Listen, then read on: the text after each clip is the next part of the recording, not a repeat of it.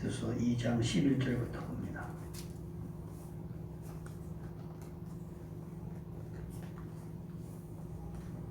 찾으셨으면 아멘.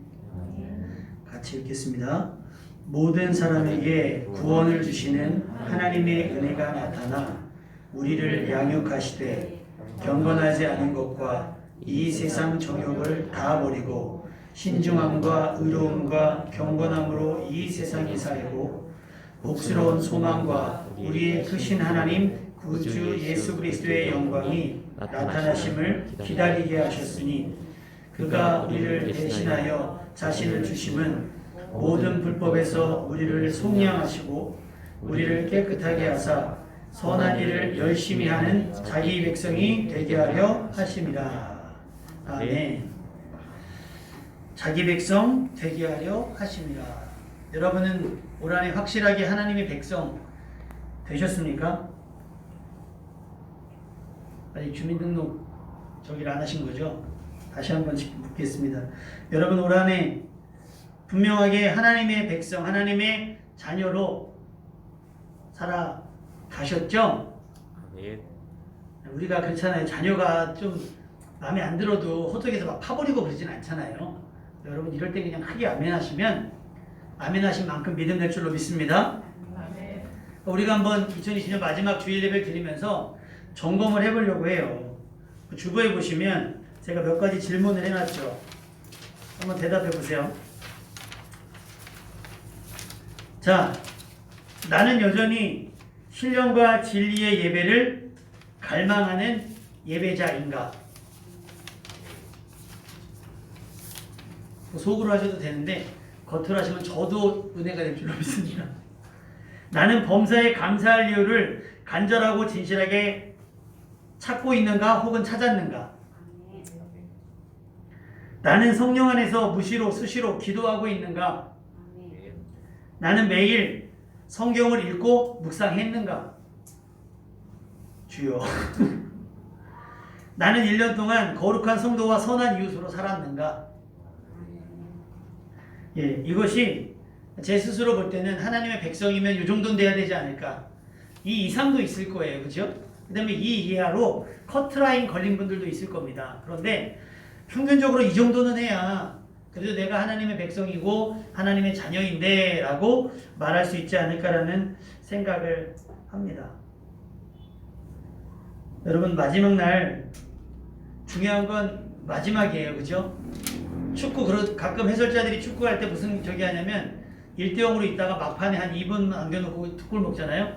그러면 89분까지 이기고 있다가 마지막 1분, 1, 2분 남겨놓고 역전을 당했단 말이에요. 그럼 이겼어요, 졌어요? 졌어요. 야구도 마찬가지고 모든 스포츠 경기가 이기고 있다 지는 건 의미가 없어요. 여러분 이기고 있다가 이기시기 바랍니다. 아멘. 이기고 있다가 아슬아슬할 수 있어요. 그죠? 내가 약할 때도 있고 하나님의 은혜가 부족해서가 아니라 내 믿음이 약해질 때가 있으니까 아슬아슬할 때는 있어요. 그 상황이 뒤집힐 수 있어요. 그러나 마지막까지 반드시 승리하는 여러분 되시기를 주님의 이름으로 축원합니다. 자, 앞뒤 분들에게 인사하세요. 우리는 반드시 승리합시다. 우리는 반드시 승리합시다. 그것이 가능한 이유는 우리가 그렇게 장담하는 이유는 뭐예요? 상황이 악화됐어요. 무슨 변종이 나타났다 그러죠. 영국만 막으면 될 줄 알았더니 이미 전 세계에 퍼졌어요. 그럼 백신을 새로 만들어야 되나?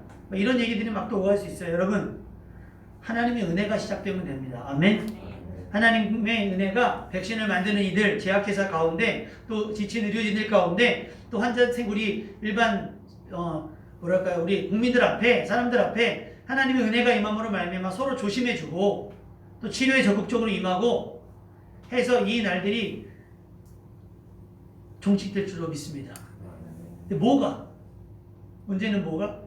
하나님의 은혜가. 요즘 제가 그렇게 기도해요. 하나님의 은혜 왜 부족한가? 하나님의 은혜가 우리에게 부족한가? 하나님께서 왜 우리에게 말씀하시지 않는가? 어제 묵상 말씀이 조금 자극적이지 않으셨나요? 상황은 이런데 정치인들은 전혀 이 상황과 상관없는 삶을 사는 것 같아서 여야든 아주 답답하더라고요. 그러니까 배운 사람들이 더하고 아는 사람들이 더한다고 하는 것처럼 지금 이 상황 가운데 이게 지금 뭐 어떤 뭐 논리로 싸울 게 아니잖아요. 협력을 해. 초당적인 협력을 해야 되는데 아무런 관심이 없어요. 그래서 요즘 기도해요. 하나님 왜 가만히 계실까요? 사울을 못마땅히 여기셔서 사울을 내리시고 다른 사람을 세운 것처럼 그가 누가 됐든 대통령이 됐든 위정자들이 됐든 장관이 됐든 국회의원이 됐든 하나님 마음에 합하지 않은 사람들이 저렇게 득세하고 있는 것을 우리가 지켜봐야만 합니까? 라는 기도가 저절로 나와요. 우리도 마찬가지입니다. 지금 보세요. 그래도 식당 어떻게 좀 많이 있습니까? 없습니까? 그래도 요즘에는요 주차장에 차가 안 빠져요. 그죠? 지금 쉬는 날에 주차장에 차가 안 빠져요. 많이 협력하고 있는데 그거와 상관없이 그래라 아주 그냥 땡 잡았다 길 안 막히겠지. 강원도 가는 길이나 동해안 가는 길이나 남해안 가는 길이나 누구 욕할 거 없어요. 똑같은 거예요. 똑같은 거. 왜 하나님은 이 상황을 가만히 두실까? 왜 그럴까? 가룟 유다에게 말씀하셨어요. 너는 네 할 일을 하라고 말씀하셨어요. 그들은 그들 할 일을 하는 거예요.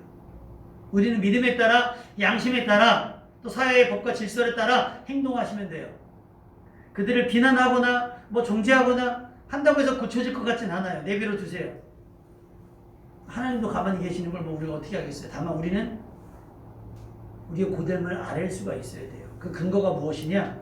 11절 말씀이에요. 모든 사람에게 구원을 주시는 하나님의 은혜가 나타나. 한번 다 같이 읽어볼까요? 시작. 모든 사람에게 구원을 주시는 하나님의 은혜가 나타났다. 여러분, 하나님의 은혜가 얼마나 넉넉하냐면요. 모든 사람을 구원할 만큼이신 거예요. 이 모든 사람에게는요. 빠지는 사람이 있을까요? 없을까요? 아직 안 믿는 사람들도 포함이 된 거고요. 교회에 반대하고 교회에 어떤 이렇게 막 적대시하는 사람들도 포함이 된 거고요. 이슬람도 포함이 됐을 거고 불교도 포함이 됐을 거고요. 소위 말해 동성애들도 포함이 됐을 거예요. 하나님의 은혜는 그렇게 넉넉하단 말이에요. 뭐가 부족해요? 믿음이 부족한 것이지. 하나님은 모두를 감싸 안고 모두를 구원하기 원하십니다. 아멘. 한번 옆 사람에게 축복합시다. 하나님은 당신을 구원하기 원하십니다. 시작. 하나님은 당신을 구원하기를 원하십니다. 물에 빠진 사람을 내가 구원하고 싶어요. 나는 수영도 잘하고 힘도 넘쳐요. 본인이 살고자 해야지. 본인이 살고자 해야 내민 손을 잡든 튜브를 붙잡든 뭐를 잡든 하죠. 그걸 뿌리치면 방법 없어요. 물론 강권적으로 할 수 있어요. 이렇게 탁 때려가지고 기절시켜서 땡길 수도 있어요. 하나님은 그렇게도 하시는데 하나님의 공의가 있어서 자유의지, 믿음에 따라, 믿음의 여부에 따른 거예요. 여러분, 전제는 뭐냐? 모든 사람에게 구원을 주실 만큼 하나님의 은혜는 넉넉하다예요. 넉넉하다. 그래서 우리가 개념을 새롭게 하셔야 되는 거예요. 하나님의 복이라고 얘기하면 돈이 아니에요. 하나님의 사랑, 돈이나 복이나 돈이나 우리가 흔히 말하는 복이나 뭐 명예나 권세가 아니에요. 하나님의 은혜와 하나님의 사랑을 보다 구원이다라는 거예요. 구원이다. 하나님의 사랑은 구원이에요. 구원은 돈으로 살 수 없는 것이거든요. 오직 은혜로만 얻을 수 있어요. 오직 믿음으로만 얻을 수 있어요. 그래서 은혜와 믿음은 같이 가야 돼요. 지금 은혜는 쌓여져 있어요. 뭐가 없어서? 믿음이 없어서. 믿음만큼 그 은혜를 누리는 겁니다. 믿는 만큼 평안을 누리고 믿는 만큼 주변 사람들과 평화로울 수 있는 거예요. 하나님의 은혜는 나뿐 아니라 세상을 살아가는 모든 사람들에게 충분히 허락됐습니다. 다만 많은 사람들이 그 은혜 경험하기를 싫어하며 구원에는 관심조차 없는 게 문제예요. 감사한 것은 그 은혜가 다른 사람들에게보다 먼저 나에게 임했던 것, 나에게 허락된 것이 감사합니다. 어쩌면 우리도 그 은혜를 진작에 경험했을지 모르지만 이제서야 겨우 이만큼 그 은혜를 받고 또 그 은혜에 반응하고 그 은혜를 누리고 있다는 거예요. 그것이 얼마나 감사하고 다행스러운 일인지 모르겠습니다. 그럼 사람들이 은혜를 외면하는 이유는 뭐가 있을까요? 사람들이 은혜를 외면하는 이유. 아마도 그 은혜가 값을 지불하지 않는 것이기 때문일 수도 있어요. 값을 지불하지 않기 때문에. 맨 처음 허락된 에덴도 은혜였잖아요. 아담과 하와는 완전한 은혜를 누리기만 하면 됐어요. 하지만 그 누리던 은혜를 제 발로 차고 쫓겨나고 말았잖아요. 그 아담과 하와를 보면서 느낀 건 뭐냐면 은혜 쉽지 않구나. 은혜를 받는 건 쉬워요. 어떻게 보면. 근데 은혜를 관리하고 그 은혜를 누려가기가 어렵다는 거예요. 은혜를 받는 것은 값이 없지만 은혜를 유지하는 것, 받은 바 은혜를 유지하는 것은 힘이 많이 들고 어려움이 있더라는 거예요. 노력과 수고가 필요한 거예요. 한번 점검해 보십시오. 여러분은 지난 1년 동안 은혜에 합당한 삶을 살았는가? 여러분의 삶은 에덴 동산이었습니까? 예배를 사모하고 저는 성탄절 우리 집사님 들어오시면서 하신 말씀이 지금도 막 맹랑 교회 와도 되지요. 얼마나 고민하면서 오셨겠어요. 이거 가도 되는 건가? 선생님 온라인 예배 드린다는데 가도 되는 건가? 지금 또한 몇 분들도 온라인 좀 예배 드리면서요. 지금이라도 막 뛰쳐나갈까 하는 분들이 또 있어요. 많은 분들이 아싸 온라인 예배를 하고 하시는 분들도 없지 않아 있어요. 뭐 예배 뭐 틀어놓고 저희 누님네 교회가 수요 예배를 온라인 예배로 줌 아시죠? 줌으로 하셨대. 저희 교회도 언젠가 한 번은 이제 줌으로 한번 예배를 드릴 텐데 예배를 드리는데 과거도 아니래요. 핸드폰으로 다 이제 줌으로 드리고 있는데 저쪽에서 물소리 나고 막 엄마 부르는 소리 들리고 막 시장 돗대기 시장도 아니래요. 근데도 은혜가 되더라는 거예요. 왜? 예배할 수 있으면 할렐루야. 네. 여러분도 그렇게 3단계 가면 어떻게 되는 거예요? 여러분 3단계 가면 못 오셔요. 그거는 진짜 어쩔 수 없고 3단계 오면 저만 와야 돼요. 저만 와서 제가 혼자 이거 카메라 세팅하고 이렇게 쳐다보고 저기도 안 돼요. 뭐죠? 뭐 나오나 안 나오나 몰라니까 막 이렇게 보일 수도 있고 이렇게 보일 수도 있고 반만 보일 수도 있고 그래요. 뭐 저기가 안 되잖아요. 근데 그 전까지 어찌됐건 허락된 범위 안에서 나는 예배에 최선을 다하고 있었는가? 에덴 동산에 머물기 위해서 최선을 다했는가? 나를 생각한다면 우리의 예배의 분량, 예배의 진정성, 기도의 분량, 기도의 진정성, 말씀에 대한 태도, 말씀의 분량 생각해보면 사실은 에덴 동산 출입구에 걸쳐있지 않나 그런 생각이 듭니다. 사도 바울이 사도행전에 보면 사도 바울이 강론할 때 한 청년이 이 창문 곁에 앉아서 말씀을 들어요. 그러다 졸다 떨어져서 죽거든요. 바로 그런 거예요. 사모하면 가까이 나오는 거죠. 가까이 나와요. 아쉬우면 점점 오는 거겠죠. 한번 점검해 보십시오. 여러분은 그 은혜를 누리고 관리하기 위해서 노력과 수고를 아끼지 않았는가? 골로새서 1장 10절 말씀. 주께 합당하게 행하여 범사에 기쁘시게 하고 모든 선한 일에 열매를 맺게 하시며 하나님을 아는 것에 자라게 하시고 라고 그랬어요. 첫 번째 조건이 뭐냐? 주께 합당하게 행하여 주의 부르심에 합당하게 행하는가? 나는 은혜 받은 사람으로서 합당하게 했는가? 나는 예수를 믿는 사람으로서 그 믿음에 합당했는가? 나는 하나님의 말씀을 읽는 사람으로 그 말씀에 합당하게 생활을 했는가? 에베소서 4장 1절 부르심을 받은 일에 합당하게 행하여 빌립보서 1장 27절 오직 너희는 그리스도의 복음에 합당하게 생활하라. 이것이 하나님의 명령입니다. 2020년 한 해 동안 여러분은 합당했습니까? 모여서 다른 사람들과 어떤 대화를 했는지 보면 아세요. 무슨 얘기가 주된 이야기였는가? 이야기의 내용 중에 나는 감사가 많았는가 불평이 많았는가? 소망이 많았는가 절망이 많았는가? 비난이 많았는가 칭찬이 많았는가? 우리는 어떻게 해요? 그리스도의 부르심, 그리스도의 복음에 합당했는가를 생각해 보셔야 된다는 거예요. 하나님의 은혜는요, 평범했던 우리를 비범하게, 아니 거룩하게 해요. 그리고 선한 이웃으로 살아갈 수 있게 합니다. 은혜 받았으면 우리는 이웃들과 화평하게 지낼 수 있어요. 뭐가 없습니까? 은혜를 받지 못했으니까 위에 집에서 뜨면 스피커 사다 천장에 붙이는 거예요. 같이 죽자 이거죠. 같이 죽자 이거죠. 기본적으로 하나님의 은혜에는 일용할 양식이 포함되어 있어요. 그렇죠? 가장 뭐랄까요? 기초적인 거잖아요. 하나님의 은혜. 일용할 양식. 무엇을 마실까, 무엇을 먹을까, 무엇을 입을까 걱정하지 말라는 거예요. 우리가 하나님이 우리를 먹이시고 입히시고 갖고 키우신다는 잖아요. 그게 하나님의 은혜예요. 그러니까 세상 사람이라는 염려를 똑같이 하고 있다면 우리는 은혜가 부족한 거예요. 다시 은혜가 부족하다고 말씀하시면 안 돼요. 뭐가 부족하다? 믿음이 부족한 거예요. 은혜는 넉넉해요. 지금도 은혜는 쌓여져 있어요. 쌓여져 있어요. 비밀번호만 알면 돼요. 비밀번호만. 그 비밀번호가 뭐예요? 말씀의 말씀. 세상 사람들이 먹고 마시는 일에 분주할 때 우리는 어떻게 해요? 그것을 채워주시니 우리는 먼저 그의 나라와 그의 의를 구하는 삶으로 살아가야 된다는 거예요. 다시 말하면 모든 사람에게 구원을 주신 하나님의 은혜가 나타났는데 그 은혜가 무엇을 하느냐? 12절 말씀에 보니까 우리를 양육하신다는 거예요. 뭐가? 그 은혜가 우리로 성장하게 한다는 거예요. 그 구원을 주신 하나님의 은혜, 우리 12절 말씀 한번 볼까요? 모니터가 안 나와가지고 자기들끼리만 보고 나 안 보고. 앞에 게 보여. 네? 12절.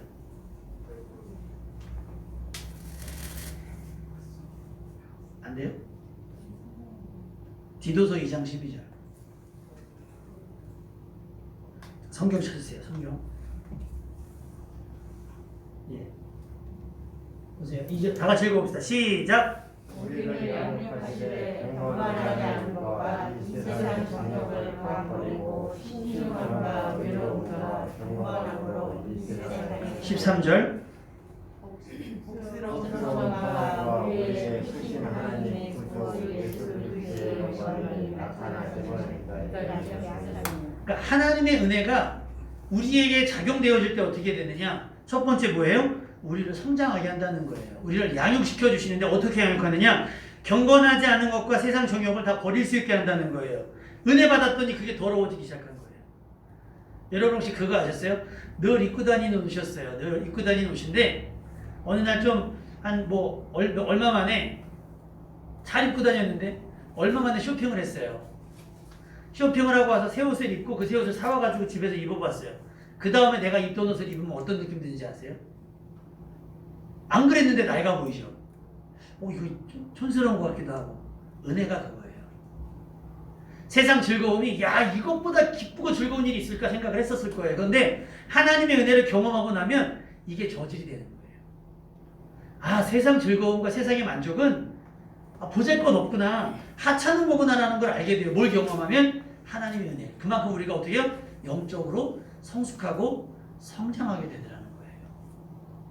그러니까 은혜를 덜 받으면, 믿음이 작아서 은혜를 덜 받으면 여전히 고민하는 거예요. 무엇이 좋은지 헷갈리는 거예요. 또 두 번째, 신중함과 의로움과 경건함으로 이 세상을 살게 한다는 거죠. 다시 말하면 불경건하고 속된 정욕을 버리게 하고 이 세상을 살아가는 삶의 태도를 어떻게 한다? 신중하고 의롭고 경건하게 살게 한다는 거예요. 뭐가? 하나님의 은혜가. 왜? 이 은혜를 지켜야 하니까 조심스러워지는 거예요.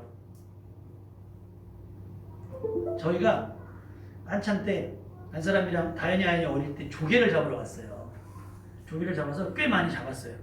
근데 그때 뭘 갖고 갔냐면 그 슈퍼 가는 카트 있죠, 카트를 달고 하고 통을 다 가져간 거예요. 그래서 다 잡고 바닷물로 쫙 해감하고 물을 딱 채워가지고 했는데 생각에 어차피 얘를 들어서 집에 올 때 구루마에 실어야 되잖아요. 카트에 실어야 되니까 아예 카트에 그거 통을 올려서 묶었어요. 운전을 하다가요 뒤에 그걸 실었다는 걸 깜빡한 거예요. 그럴 때 있잖아요. 회전을 딱 하는데 회전하는 순간 와당탕 해가지고 그 조개 실은 통이 확 뒤집어져가지고 완전히 차가 수산물 시장 들어가던 차가 돼버린 거예요. 그 얘기를 지금도 놀려요. 코너를 돌 때마다. 며칠 전에도 그 얘기를 하더라고요. 야, 아빠는 코너를 돌 때 뒷사람 생각도 안 해. 그거 알지? 다현이도 기억하고 하연이도 기억하고 우당탕탕 뒤집어져. 은혜를 받으면요 조심스러워져요. 말 하나, 눈빛 하나, 행동 하나. 또 은혜를 받으면 의로워져요. 죄가 죄로 인식이 되니까 그런 데 참여하지 않고요. 경건해지죠. 하나님의 말씀의 태도나 이런 것들이 경건해지죠. 뭘 받으면? 은혜를 경험하면. 왜? 세상 즐거움에 비할 수가 없으니까. 그것을 지키기 위해서 조심스러워지는 거예요. 또 뭐가 있느냐? 하나님의 은혜는, 우리에게 구원을 주신 하나님의 은혜는 우리를 양육하시고 우리를 성장시키시는데 어떻게까지 성장시키느냐? 복스러운 소망과 그리스도의 영광이 나타나시기까지 기다릴 줄 알게 하는 거예요. 여러분 강아지 훈련 시킬 때 정경희 선생님 강아지 기다려 합니까? 그래요? 잘해요? 얼마까지 해보셨어요? 한 2시간? 저 강아지 어떻게 기다려 됩니까? 기다려가 제일 어렵대요. 사람도 기다려가 제일 어려워요. 기다려. 있다 보면 내가 지금 뭘 기다리는지 모르는 거예요.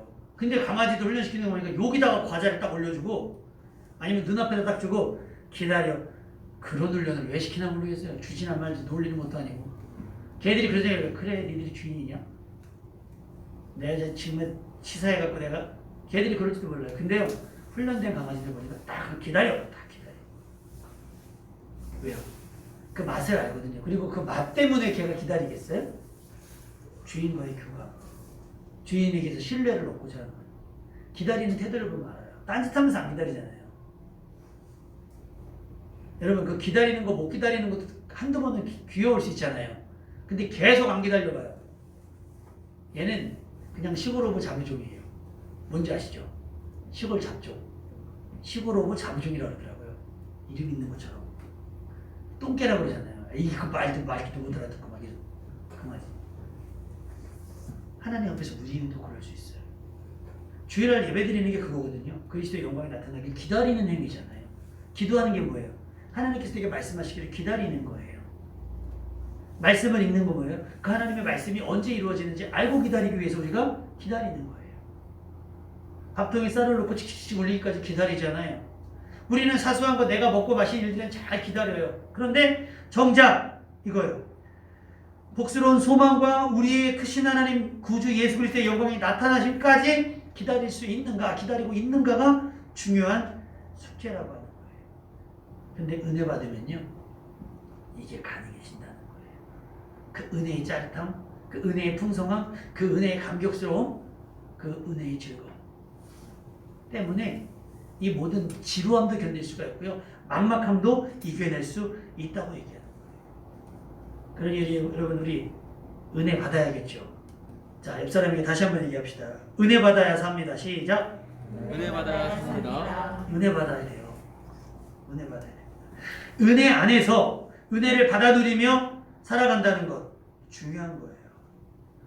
은혜를 깊이 경험하는 것만큼 어떻게 되느냐? 하나님을 아는 지식도 성장할 수 있게 되는 거예요. 아까 골로새서 1장 10절에 주께 합당하게 행하여 범사에 기쁘시게 하고 모든 선한 일의 열매를 맺게 하시고 하나님을 아는 것에 자라게 하신다 했어요. 뭐예요? 하나님의 은혜가. 하나님의 은혜를 아는 사람은 하나님 보시기에 합당하게 성장한다 그랬잖아요. 근데 그 하나님 앞에 합당한 게 뭐냐? 하나님을 아는 것을 잘하게 되는 거예요. 여러분 은혜를 맛보아하시기를 주님의 이름으로 축원합니다. 그럼 내가 은혜 안에 있다는 증거가 뭐냐? 은혜 안에 있다는 증거. 그 증거가 있어야 되잖아요. 그 증거가 뭘까요? 14절 말씀 다 같이 읽어봅니다. 14절 말씀. 시작. 그가 우리를 대신하여 자신을 주심은 모든 불법에서 우리를 성령하시고 우리를 깨끗하게 하사 선한 일을 열심히 하는 자가 백성이 되게 하려 하십니다. 선한 일을 열심히 하는 자기 백성이 되게 하려 하심이라 그랬어요. 우리가 은혜 안에 있다라고 하는 증거는 첫 번째는 우리의 양심이 예수 그리스도의 십자가의 공로를 인정하게 돼요. 그래서 죄를 짓는 걸 두렵게 하고 죄를 짓는 걸 민망하게 생각하고 죄를 짓는 거에 대해서 굉장히 죄스러워지는 것입니다. 그걸 알아야 돼요. 왜? 예수님께서 우리를 대신하여 자신을 내어주신 이유는 모든 불법에서 우리를 속량하셨다는 거예요. 그러니까 죄 없는 삶을 살기를 바라시는 거예요. 첫 번째. 두 번째가 뭐냐? 우리를 깨끗하게 하사 선한 일을 하긴 자기 백성.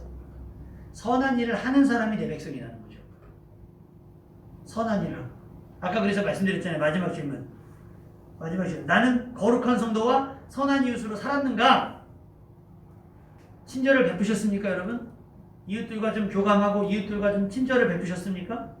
또 나는 죄에 대해서 경각심을 가지고 죄를 멀리 하셨습니까? 아니면 죄에 동참하셨습니까? 그런 것들을 빨리 점검해 보셔야 돼요. 분석해 보시고 나는 은혜 안에 머물고 있는가? 은혜 안에 얼만큼 걸쳐져 있는가? 은혜 안에 얼만큼 걸쳐져 있는가? 잘 생각해 볼 수 있길 바라요. 은혜 안에 있는 사람, 은혜를 경험한 사람의 태도는 어떻게 되느냐? 도깨비라고 하는 드라마 혹시 보신 적 있나 모르겠어요. 도깨비역을 맡은 공유 씨가 미국을 갔는데 어떤 아이가 집에서 막 뛰쳐나오는데 공유가 그걸 딱 막아요. 그러면 안 돼. 그래서 막 가르쳐줘요. 그냥 힘들다고 얘기해. 그러지 말라고 얘기해. 아프다고 얘기하라고 막 얘기를 했더니 무슨 말 같지도 않은 소리냐. 애가 막 대들어요. 그러면서 그 공유가 그 얘기를 합니다. 어떤 문제가 있는데 그 문제의 답은 2번이 아니라 4번이다. 그런 답을 얘기해주고 샌드위치를 딱 줘요. 근데 얘가 학교를 갔더니 진짜로 그 문제가 나온 거예요. 근데 나중에 이제 이 아이가 자라가지고 딱 죽어요. 죽어가지고 이제 그 드라마 내용상 저승갈 때 마지막 도깨비를 만나는데 그 얘기를 합니다. 너 참 좋은 일 많이 했더라. 그랬더니 그 소년이 뭐라고 했냐면 어쩔 수 없었어요. 계신 것을 알아버려서 라는 말을 해요. 샌드위치 값 치르느라. 그때 도깨비가 샌드위치 점심값이라고 주고 가거든요. 그걸 통해서 얘는 수호신, 소위 말해서 신이 있구나라는 걸 인지가 되고 그걸 인지를 했다 보니까 어떻게 돼요? 성실하게 살아갈 수밖에 없고 선하게 살아갈 수밖에 없었던 거예요. 신이 나를 도왔으니. 한낱 드라마의 작가도 그런 통찰력을 가지고 글을 쓰고 연기자들이 그것을 연기를 하고 그런 대사들이 사람들의 마음을 확 울리는데 우리 예수님은 우리를 살리기 위해서 어떻게 해요? 자기를 내어주셨어요. 우리 죄를 속량하시기 위해서. 그것이 은혜라고 얘기를 하는 거거든요. 우리 죄를 위해서 속량하기 위해서 자기를 내어주셨어요. 그리고 바람이 하나 있는데 뭐예요? 죄 짓지 말고 착하게 살아. 선한 일을 해. 내 백성답게 살아줘 라고 당부하신 거예요. 그런데 우리는 왜? 그 은혜를 가지고 다 내가 인마에 포켓을 하기 때문에. 여러분 은혜는 독점하면 안 돼요. 하나님의 은혜와 복은 독점하시면 안 됩니다. 나눠야 되는 줄로 믿습니다. 그것이 하나님의 선물이기 때문에 그렇죠. 그것이 하나님의 선물이기 때문에 그렇습니다. 하나님은 여러분이 성장하길 원하십니다. 지금보다 조금 더 경건해지기를. 경건해지다 보면 이 세상의 정욕은 다 쓸어서 내다 버리게 돼 있어요. 삶은 신중하고 의롭고 더 경건해지게 되고요. 소망 가운데 즐거워하며 그리스도의 영광이 나타나기를 기다릴 줄도 아는 사람이 됩니다. 그것이 은혜 받은 사람의 모습인 거예요. 왜 우리가 경건해야 되는가? 시편 4편 3절에 여호와께서 자기를 위하여 경건한 자를 택하신 줄 너희가 알지어다 그랬어요. 그리고 내가 그를 부를 때 여호와께서 들으시리로다. 경건함이 하나님께서 부르시는 기준인 거예요. 경건함의 정도. 하나님께서 누구를 사용하시는가? 경건한 사람을 사용하신다는 거예요. 하나님의 은혜는요, 그렇게 우리를 새롭게 하고 우리를 변화시킵니다. 그리고 지친 우리에게 새 힘이 되기도 하고 상처난 우리들의 위로가 되기도 합니다. 그런데 하나님의 은혜는 그저 지나간 날들에 대한 어떤 위로만 되는 것이 아니에요. 성탄절날 말씀드렸죠. 위로만 되는 것이 아니라 뭐가 되냐면 이루어질 일들, 앞으로 되어질 일들에 대한 기대와 소망이 되신다는 겁니다. 절망적인 상황에 빠져 하나님의 구원을 보지 못했던, 그래서 불평하고 원망으로 시간과 에너지를 허비했던 이스라엘 실패를 우리는 기억하잖아요. 아까 목사님 기도하실 때 그런 얘기했죠. 여호수아 갈렙. 상황은 똑같아요. 근데 이쪽에서는 그냥 싸움은 진다. 근데 여호수아 갈렙은 거기다 뭘 못했어요? 믿음을 더했잖아요. 하나님이 우리를 기뻐하시면 이긴다는 거. 이게 뭐예요? 기대와 소망인 거죠. 은혜를 경험했기 때문에. 하나님이 함께 하시면 어떻게 되는지에 대해서 은혜를 기억하고 있는 거예요. 그때 하나님께서 이기게 하셨지. 홍해를 건넌 것이 우연이 아니었지. 반석에서 물 난 것이 우연이 아니었지. 하나님이 함께 하시면 반석에서 물도 나오고 홍해도 맨 땅처럼 건널 수가 있지라는 걸 알고 있었던 거예요. 그 은혜가 전제가 돼야 돼요. 지금 내가 받은 은혜가 계속 되어질 때 못할 것이 없구나. 그래서 믿는 자에게 능치 못할 일이 없다라는 신앙 고백이 나오게 되는 거예요. 은혜를 경험하셔야 돼요. 그래서 은혜를 경험하셔야 돼요. 하나님의 은혜 안에 거하며 제대로 소망 있는 자의 삶을 살아가시기를 주님의 이름으로 축원합니다. 소망은요, 현실을 넘어 앞으로 일어날 일들에 대한 기대를 포함하고 있어요. 이 기대와 소망은 아침이 올 거라는 걸 확신하기 때문에 어떻게 해요? 밤잠이 두렵지가 않아요. 봄이 올 것을 알기 때문에 겨울을 두려워하지 않는 거예요. 이 또한 지나갈 거야. 왜? 하나님의 은혜가 여전히 우리에게 지속되고 있으니. 코로나 시기도 마찬가지죠. 필요한 건 하나님의 은혜를 아는 믿음인 거예요. 하나님의 은혜를 단순히 위기 탈출이나 위기 탈출의 기회나 필요를 채우는 수단으로만 생각하지 마시기를 바라요. 은혜 안에 머물며 하나님께서 이루시는 선한 일에 참여하시고 여러분의 시간과 여러분의 에너지와 여러분의 가진 것들을 나눌 수 있는 여러분 되시기를 주님의 이름으로 축원합니다. 그를 자기 백성이라고 그랬어요. 선한 일을 열심히 하는 자기 백성이 되게 하라는 거예요. 자격을 부여했잖아요. 뭐하라? 선한 일을 열심히 하는. 우리도 덤으로 살잖아요. 예수님께서 우리를 살리셨으니까. 하나님께서 단순히 위기에 빠진 우리를 살리시려 예수님을 십자가에 내어주신 것이 아니고 또 예수님을 다시 살게 하신 것도 그저 신기하지 이런 형상을 보여주기 위한 것이 아니라 우리의 삶의 태도를 명확하게 하시기 위함인 거예요. 어떻게? 선한 일을 하는 사람으로. 선한 일을 하는 사람으로 살게 하셨다는 거예요. 그리고 하나님은 이 선한 일을 할 사람을 필요로 하십니다. 또한 그 전에 얘기했던 거예요. 모든 불법에서 우리를 속량하셨다 그랬어요. 여러분 이 속량의 뜻이요. 그러니까 우리가 찬송했죠. 하나님 크신 사랑은 칭량 다 못한다 그러죠. 속량이라고 하는 뜻이 이사야서 43장 25절에 정확히 표현하고 있어요. 나는 너희 죄를 용서하는 하나님이다. 내가 너를 용서한 것은 너 때문이 아니라 내 거룩한 이름을 속되게 하지 않으려고 용서하는데 내가 더 이상 너의 죄를 기억하지 않겠다. 근데 우리는 어때요? 누가 잘못하면 어떡하죠?